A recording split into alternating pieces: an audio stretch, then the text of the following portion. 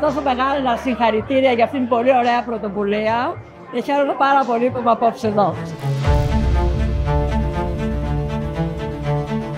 Ένα σημαντικό event σήμερα για καλό σκοπό, για να βοηθήσουμε γυναίκες που δεν έχουν να χειρουργηθούν γύρω από τον καρκίνο του μαστού.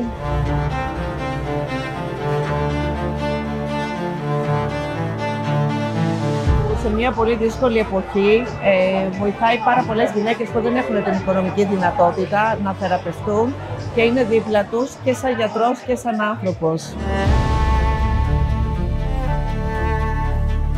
Σε κάθε τέτοια πρωτοβουλία της κοινωνίας των πολιτών, που στο τέλος της ημέρας βοηθάει τους συμπολίτες μας, βοηθάει τις γυναίκες, βοηθάει τις οικογένειές τους, είναι για μας τιμή και υποχρέωση να είμαστε μαζί τους.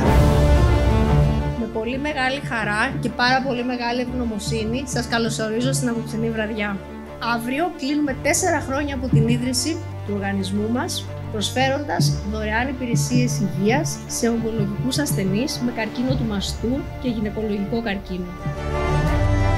Ο σκοπός του Ιδρύματος, πέρα από το θεραπευτικό έργο στους καρκινοπαθείς συνανθρώπους, είναι και η ευαισθητοποίηση για την πρόληψη μέσα από τις ομιλίες και τις κοινωνικές δράσεις.